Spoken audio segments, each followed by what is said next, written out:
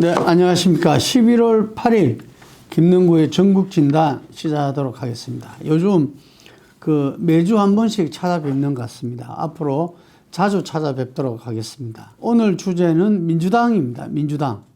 상당히 10월 11일 강서구청장 보궐선거 압승 이후에 기세가 오른 민주당이 요즘 어찌된 건지 여론의 주목도에서 상당히 떨어지고 있습니다. 또 다른 민주당이 위기가 오는 거 아닌가, 이런 언급도 여러 군데에서 나오고 있습니다. 이재명 당대표죠. 이재명 기득권 포기로 혁신에 앞장서야 된다라는 것을 제목으로 내걸었습니다. 현황을 일단 보도록 하겠습니다. 좀 전에 말씀드린 바와 같이 민주당은 서울 강서구청장 보궐선거 이후에 한 달 동안 전국 주도권을 여권에 완전히 내주고 끌려다니고 있다. 김기현 당대표 체제가 바뀌어야 된다. 이 요구를 일단 인요한 혁신이로서 출범으로서 이렇게 내놓았습니다. 근데 인요한 혁신이가 여러 비판적인 시각이 있지만 변하려고 하는 모습은 특히 중도층한테는 뭔가 그런 인상을 줬다는 것은 의문을 가질 필요가 없을 것 같습니다. 김포시 서울 편입, 그리고 우리 주식시장에서 한시적 공매도 중단, 국정 정책 이슈를 주도하면서 민주당은 어정쩡하게 이게 반응하고 있습니다. 윤석열 대통령도 국민은 무조건 옳다, 반성 많이 하겠다, 민생에 치중하겠다, 이런 발언을 하면서 지금 현재 상당히 강폭 행보를 하고 있습니다.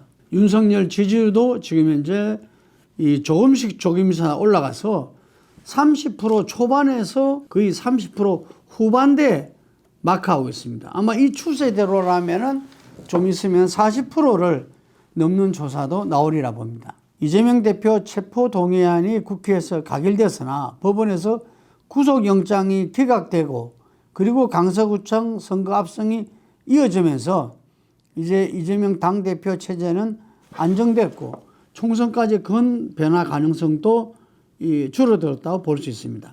살아남기 위해서 수술대 위에 올라가 있는 거의 말기 암 환자 같은 생명을 수술 집도의 혁신위원장, 인요한 위원장, 혁신위원장과 혁신위에 맡긴 그런 국민의힘과는 상당히 대비된다고 볼 수 있겠습니다.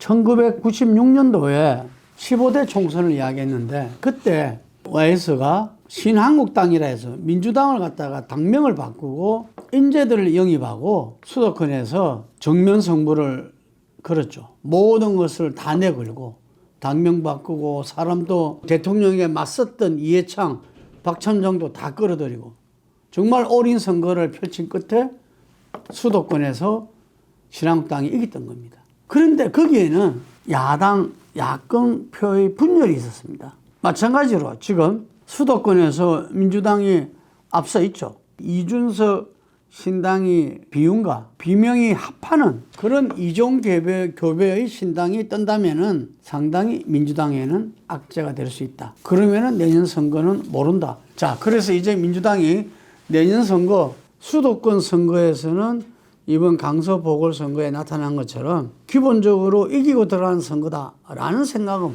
버려야 된다고 봅니다. 역사는 반복한다. 2012년 총선을 봐야 됩니다. 2008년 소고기 파동에도 불구하고 이명박 정부는 승리를 거뒀습니다.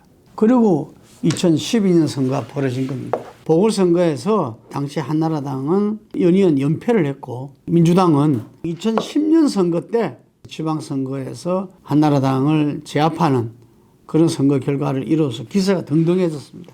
11년도에 당시에 한나라당은 새누리당으로 당명을 바꾸고 박근혜 비대위가 출범했죠. 그 반면에 민주당은 2010년 지방선거 승리한 여세를 몰아서 MB 심판원을 내세우면서 가반 의석을 낙관했습니다. 친노계, 동교동계, 시민사, 인사, 한국노총 등 다양한 세력들이 통합했습니다. 그래서 민주통합당이라는 것을 출범시켰어요. 새롭게. 통합진보당하고도 야권연대를 성사시켰습니다. 이 선거에서 한나라당은 연이은 선거 패배 속에서도 전면 쇄신에 박차를 가해서 승리를 했고, 대선 승리의 교도부를 확보하면서 이 대선까지 승리를 했죠. 그러면서 이 당시에 김종인 위원장을 영입해가지고 경제민주화, 복지 강화 등 정책 노선을 갖다가 좌클릭했었습니다. 그래서 선거에서 정책 이슈를 주도하면서 중도층 공략에 성공했다고 보여집니다. 지금 국민의힘이 변화를 꾀하고 이슈를 주도하면서 그런 부분을 지금 가감하게 하고 있는 겁니다. 민주당은 진짜 혁신으로서 이걸 돌파해 나가지 않으면 안 된다. 저는 모든 것을 다 내놔야 된다 봅니다. 조국 문제, 조국의 강을 건너는 문제, 민주당의 경쟁 우위에 있었던 도덕성을 갖다가 떨어뜨렸던 돈봉투 전당대회 등등, 김남국 등등 이 민주당의 혁신에 가장 선봉했어야 될 분은 이재명 당대표다 이래 봅니다. 총선에 이기고 대선에 승리할 수 있는 유일한 길이다 이래 봅니다.